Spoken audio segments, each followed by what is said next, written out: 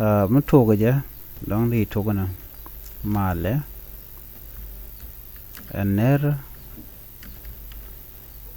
mala kenyam we keji warga mu goram kel ner mala kenyam we keji an mal poinda guas en tatin kejin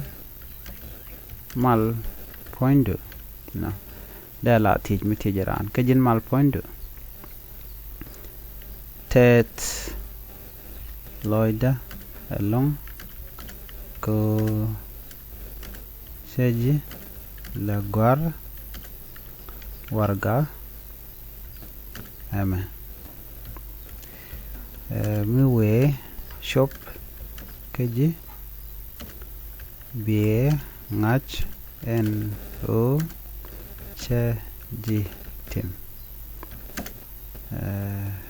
kot mala tekel keji guad en titin. Okay, yeah, share me right now contact just on corner jai chat ke sampling me ku kondo sample we dan dong there an there wa there ja gor ke je you know di dun we guji ke mo di gor je di on just eneme di mi non male ener mala kenyam we keji an mal poinda gwadan tatin kejin mal poindu teloide long ko cheje le gor game nu we chop keji bi ngaje no cheje tim akut mala tekel keji gwaten titen den mo gore dong de chular na mas du man talk ya de chu gor mo gore je just